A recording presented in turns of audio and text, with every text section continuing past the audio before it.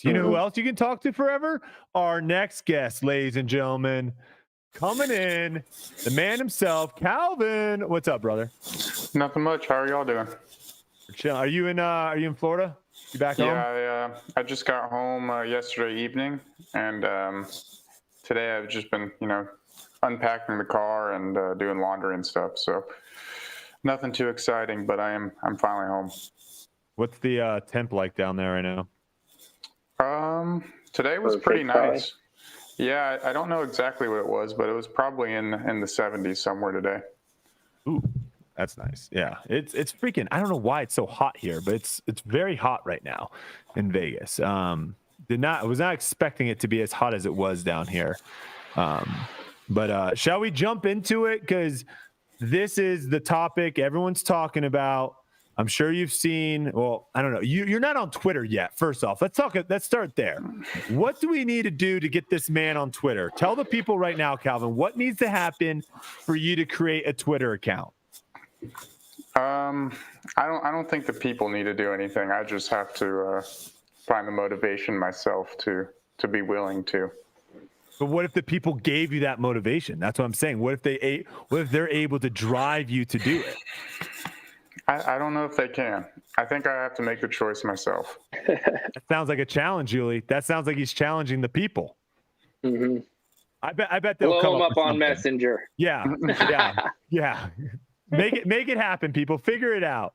All right. Topic that's been flying around everywhere, all of social media, the Player of the Year situation. Everyone's talking about it. Before we get into it, I first want to know, how important is that award to you? Is that something that you are thinking about throughout the season? I don't think it was something I was thinking about throughout the season. It was definitely something I was thinking a little bit about coming down the end of the stretch, but as a whole, you kind of have to look at every event as its own little thing. I mean, the bigger picture, however that plays out, it plays out. But I don't. In the past, I would say I wouldn't have cared at all, but I do have some incentives locked in on my current deal to where, it would be nice to win. But I mean, at this point, I've done what I've done, and I'm not actually completely sure how they're all decided. I know the PDJ has a point system. Pro Tour, I don't know. Vote. I think it's vote. I think it's media, gotcha. And I think it's a media vote with players as well. It's Pro Tour. I think the PDGA does have a point system. Yeah. So I don't even know which one matters more. Which one do we care about? Which one do you care about? Both, if he has incentives for him. Well, is it for either? Is your incentive for either one, or is it specifically for one of those? I'd have to go check on how it's written, but I think it's either. Oh, okay. Wow. Oh, nice. All right. All right, so I'm going to throw this graphic up first. We're gonna take a peek at this graphic because, Calvin, I am on your side. You have to convince this man next to me because he is not on your side. He is an enemy. I am on Team Calvin. He is not. Looking at this graphic. Why would you paint that picture? What do you mean paint? That's what it is. You literally said he shouldn't be Player of the Year. What do you want me to say? He can go back and watch the tapes.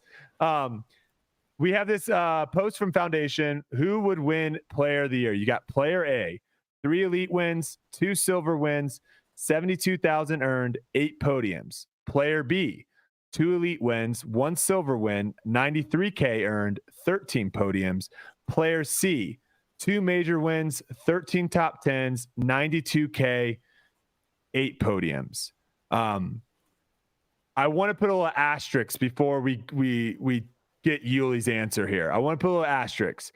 I thought it was very interesting that whoever made this graphic, I don't know who it was, they decided to, for player C, put 13 top 10s, but decided not to put 22 top 10s for player B. I thought that was a very interesting move that they didn't do that. So, Yuli, looking at that, who are you picking as your Player of the Year?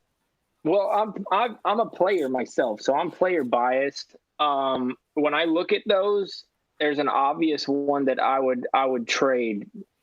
I would trade none of the others for. The 2 majors, as a player, I would take that over the other 2 for sure. But is that the question, though? The question isn't what season would you rather have? The question is who had a better season? I think those two things are very different. Do you, Calvin, do you agree with me that those two, because I think you would, I think you would trade player of the year for 2 majors, right? For sure. But I don't think they're necessarily the same, because like I could look back in the past 10 years, and if I could trade seasons, I would always trade with whoever won Worlds, because that it is a major, but it has way more value to us than any other major. So like if you're just looking at like what season would I trade for, I'm always going to choose whoever won Worlds. So that's not necessarily the only thing to look at. Because I think you have to do like the crazy theoretical of like you win 2 majors and you miss cash at every single event, right? I think all of us are picking that person season like to have, but they don't necessarily have the best season. Bring up the profile again. Do you want which one? Do you want this one or do you Silas, show him the other one. Show him the other one real quick, because he might want to see these numbers. This is how crazy, Calvin, people are getting with this. Someone put the I don't even want to know. I can't see that. Bring the other one back up. I don't even want to know what this person was doing, but that was some impressive number work by that person. Shout out to whoever that was. I think it obviously is between player A and player C for me. I think player B out of the equation as far as player of the year. I think player B, since I know it's me, I think like the issue you have on this graphic is like the thing that actually puts me in contention is the fact that I finished outside the top 10 once. Yeah, never. Like I finished outside the top 10 once, and then outside the top 5 maybe 3 total times. We're 2v1ing you, Yuli. We're 2v1ing you. Does this change your mind at all? Calvin's worst finish is player C's average finish. Yes. Yeah, that changes my mind. His worst finish if it was based player just C's on average. Yeah, if it was based just on this graphic that we're showing right here, I mean, every single person's going to choose player C. Mm-hmm. If that's what if I'm only basing it on money earned there and then the 2 major wins, and that's what we're basing it off of, like just this graphic, like it's not even a contest. Like every single person would choose player C. And just in general, I think anyone, if you're talking about which season you'd rather have, it's like, it's always going to be whoever won Worlds. So, right. Well, what about this? What about player B gets second at all the majors, okay, and never finishes out of the top 10, but player B wins 3 majors and only gets like 5 top 10s. Which one is a better player? You know, like there's an average finish of the guy. Like at what point do we put precedence on winning big tournaments? Because let's be honest, you're at a level that like myself I've never been at. Like I've never been at a level to where I'm winning all of these tournaments. So I don't even know what it feels like. But as an outside perspective, which player is the better player and which season is the better season? Like a person who takes second. So I guess the question is, if it's only based on majors, why do we play the other events? Should this only be an average major finish? Like if that's the argument, then we should remove all Elite Series wins, all Silver Series, and we only base it on who plays the best at the majors. Well, and even to one up that, if wins are the only thing that matters, then that should be the only stat that we look at. We shouldn't look at top 5s or top 10s, right? Or money or all that stuff. Yeah. I think the fascinating thing with this, and I guess I was wrong. I thought there was only 1 player of the year. I guess there's 2. So I think so we're saying the PDGA one is some sort of algorithm that they're going to run through something. Is that what we're thinking? Yeah, it's some kind of points thing. I think they update it like weekly, but They probably paid someone $1 million to get the formula for it, so I'm sure it's going to be really, really good. I think I get what you guys are saying. If I were to say right now, who is the best player on the planet? If I didn't pick Calvin, it would be silly because of your consistency throughout the entire season. And I think that other players that are playing against you who are even in this race are going to pick you. I mean, even having like Ricky on the show earlier, he had high praise for your season. You know what I'm saying? He was saying how impressive it was that like you still scrapped out a third place finish at the Pro Championships, even though you didn't need to have to necessarily have a great final round, but you did because that's what you've been doing all season. U.S. Championships, final round, coming back. And so without a doubt, I think you are the best player on the planet. And I don't think there's an argument to be had for that. Is that the same as Player of the Year? That's the question. But if you want Player of the Year to just be based on which season you want the most, it's always going to be based on who wins Worlds. Yeah, so you're awarding the same award for World Title and Player of the Year. I agree. I think you guys are changing my mind here. Because if let's say Kyle Klein would have won Worlds, I think he gets thrown into the equation of Player of the Year for some people, right? Because now he won USDGC and Worlds. So it's like, I don't know. The reason why I like it right now, and I think this is a good thing because we actually have conversation. You're gonna have a bunch of people, right? Going up for their, who they're fans of and all this. I think it's an interesting conversation because just in this, we're all kind of trying to figure out what we think it should mean. And I think that's a cool thing of like everyone has a different idea. I mean, some people think a major is worth like 4 elite events. Like that's in their mind. That's what they think it should count for. Like one major should equal 4 elites. So it is a tight race. I think Isaac winning Worlds made it a tight race. If he didn't, I think Calvin, you run away with it pretty easily. You're still my pick, but I guess we'll see. Shifting. Do you one last question? Do you feel like the best player on the planet? Like when you look at yourself in the mirror, are you like, I'm the guy to beat every single weekend. I'm the number 1 player in the world. That's a good question. I guess I don't really ever self-reflect like that. I don't. Sure. Well, you don't have to because you go out there and you do it. Yeah. I mean, I know where I was all year, and I know I was competing at the top. But, I mean, also, like, my season was also kind of a function of what my goal was going in, and that was to stay present at every single event and every single round I played and never give up. And that's something I've had issues with kind of in the past where I've just, like, I would struggle and I'd be out of contention and I just would kind of check out. But I didn't want to do that this year, and I kind of proved to myself that I could do it, but it was also kind of like maybe the most mentally taxing year for that reason. Sure. But yeah, I don't even remember what the question was, but it's just you're the player of the year. That's the thing. I do want to shout out Michael Taylor real quick, one of the Tour Life crew guys. This is the key thing. We need to know who the media is. They have a media vote. We need to know who the media is and who they vote for. We can't be having people hide behind their votes and not being accountable. So that should be something that we should know, I think, in the future. I don't think we will, but it should be. All right. This was a question sent it. Oh, yeah. I have one more question. Do you think that the World Championship should just be eliminated? Do you think it's a problem that there's one tournament that is just so high above all the others? Because you made a good point when you were saying I would trade any of my seasons for a world title. And that's kind of what our sport has done with the World Championships is it's put it on this crazy high pedestal to where that is the end all be all for titles.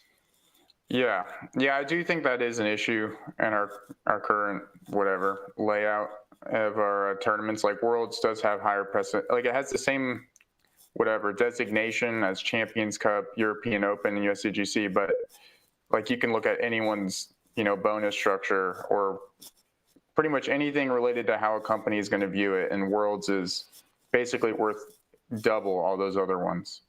So I do think that's an issue. And I think part of it's just because of, it's called the World Championships. How is that not worth more than the United States Disc Golf Championship or the European Open, like that? I don't know if it should be eliminated. I guess I don't know. I just think we need to start looking at it as like that is a major just as much as everything else. Yeah. I mean, whether or not, someone wants to win that one more or not, I guess that can be up for debate, because I don't know if in golf, like, I'm sure people, they would rather win a green jacket, right? For everyone.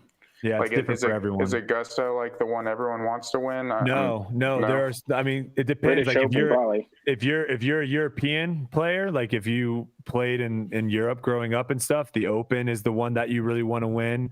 And then I would say some people, it's a toss up for a lot between Augusta, the Masters, and the U.S. Open. No one wants to win the PGA. That's an unanimous fourth.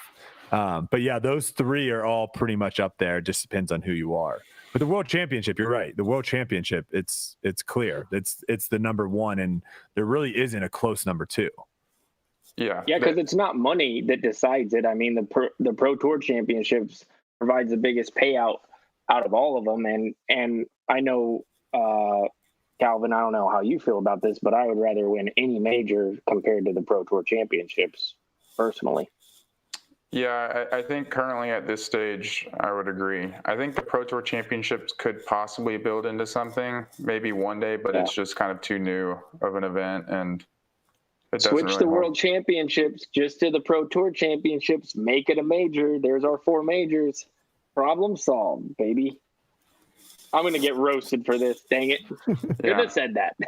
I was saying that they should have worlds like every 2 years or something, and people didn't like that, but that would make it different from the other majors, I guess, than having it every year. It is a problem, though. People don't want to say it, but it is a problem.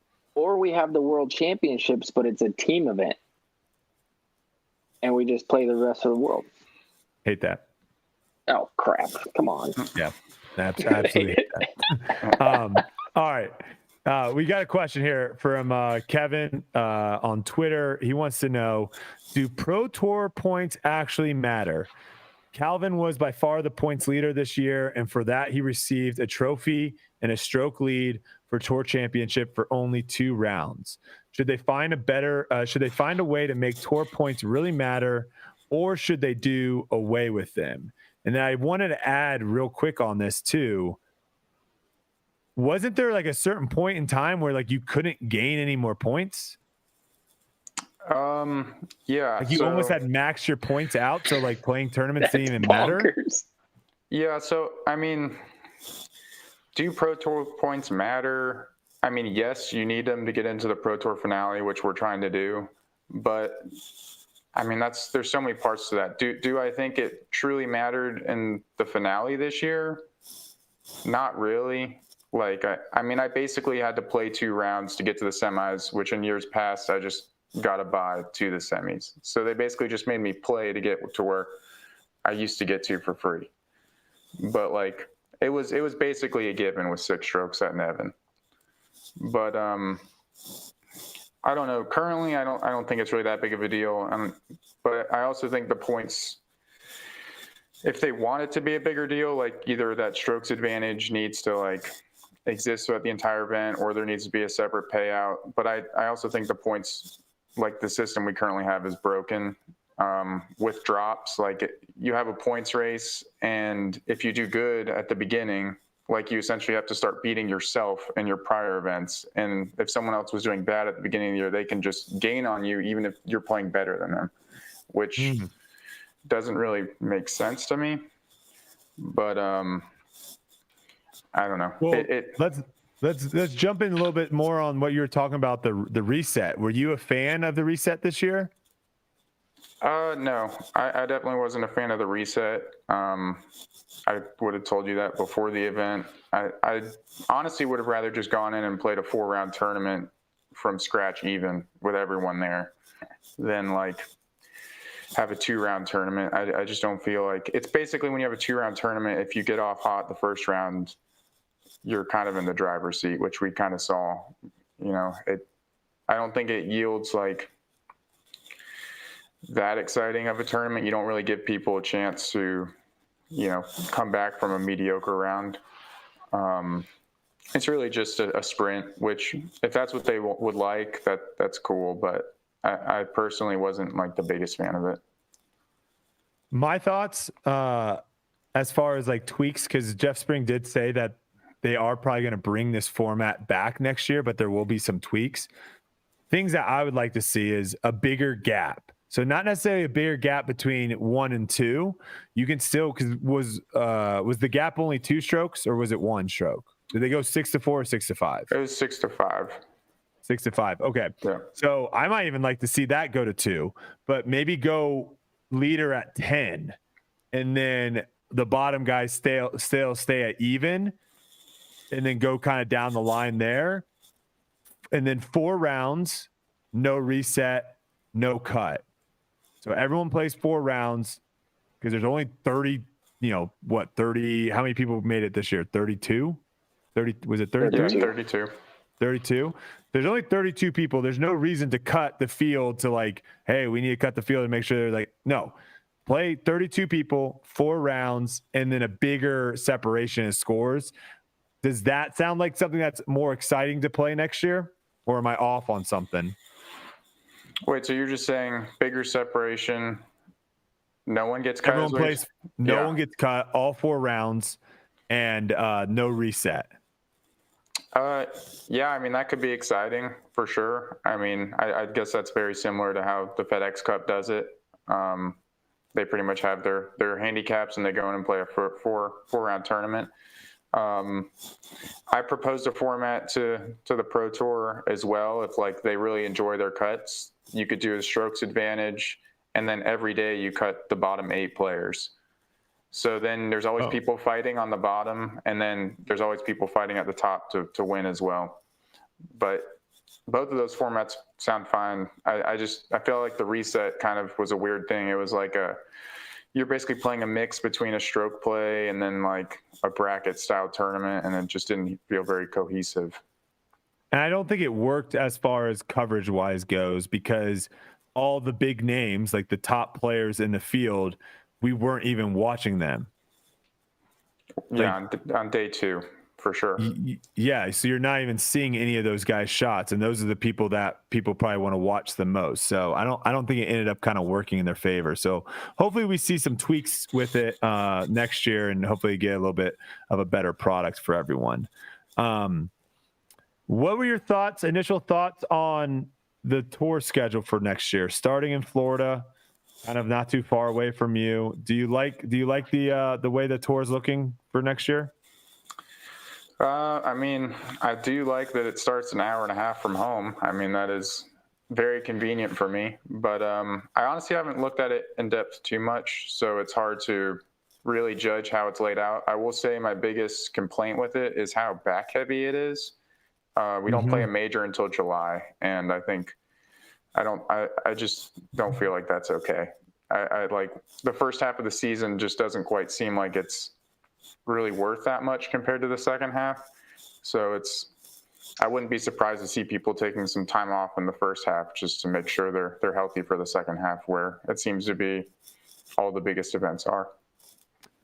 What was your favorite tournament that you played this year, and which ones are you looking forward to the most next year? I always enjoy playing Maple Hill. That's like my favorite course on tour. So that's an obvious one to go back to. I've really enjoyed playing out in Norway at PCS. Oh yeah, that's a pretty cool place to go and sightsee. And then other places that I enjoyed this year. I don't know. Nothing's come to the top of my head. I really do enjoy playing out at Northwood Black as well. That's another one that I really enjoy playing. Yuli, do you have 10 minutes? You have 10 minutes left? Okay, Calvin, if you don't mind, you're going to co-host this. Just going to throw you on the spot. Yuli's going to have to leave here, but me and you will co-host it to finish out the show. But I've got some good stuff here. to finish. So on Reddit, there was a post and it said boldest off-season predictions. And I went through and looked at the ones that kind of got upvoted the most and picked my favorites from there. So I want to hear both of your guys' initial reactions to these bold off-season predictions. Okay. First one, my prediction is that this offseason is not going to be as exciting as the last few seasons. I think the COVID boom is officially over, and it's for the most part back to normal. Don't expect any crazy contracts like in previous years. Let me tell you the free agents. Here are the free agents for this season. Paige Pierce, Nicholas Antilla, Matt Oram, Missy Gannon, Alden Harris, Chris Clemens, Bradley Williams, James Proctor, Gavin Babcock, Holland Hanley, and Aaron Gossage. Did you say Eagle McMahon? Well, I left off Eagle and Gannon because those are like the two big ones. I probably should have said those as well. Yeah. Sorry. Yeah, Eagle and Gannon as well. Sorry. Okay. Yeah. What do you guys think? Are any big contracts, crazy things going to be happening from that list? I would assume there's going to be some big things happening and definitely some shuffles. I think it might be. I mean, I don't know if there would be anything as exciting as I don't even think Simon was up for renegotiation when he moved. So like that was pretty out of nowhere and exciting. But I think it's going to be pretty interesting to see where everybody lands, and kind of what everyone's looking for as far as like term of deal and everything. But I would say it's going to be pretty exciting. I'm really curious to see where everyone goes because I really have no clue. I haven't talked to very many people about what their plans are. I think you're going to have big contracts that go out there, and I think you're going to be surprised with maybe some people who get a little snubbed. I think both are going to be out there. I think Gannon and Eagle are obviously they have to sign big contracts, and then I don't know. I don't know if there's enough money to go around now that these big contracts have gone out there with like Simon, Calvin, Ricky, taking a lot of the market share as far as money that's available. So I'm curious to see how that works. It'll be very interesting to kind of see. All right, next one. Yuli and Big Germ break up. They split custody over Nate Sexton. I'll let you address that first before I go to the next one. Yuli, thoughts on that? Well, Germ would never win custody in a lawsuit if we went to court. I'm a way more suitable father, I feel like. No, I'm just kidding. Okay. This next one, Lone Star Disc buys the molds for Lightning Discs and puts them back into production. I'm not familiar. Are you guys familiar with Lightning Discs? Yeah, that I remember throwing some of them a long time ago, but I don't think they should. Okay. The roller was a sick disc back in the day. I'll tell you that much. All right, this one a little more directed towards Calvin. Innova makes a run of Halo birdies. I just don't see the demand there. I'm not seeing it. Okay.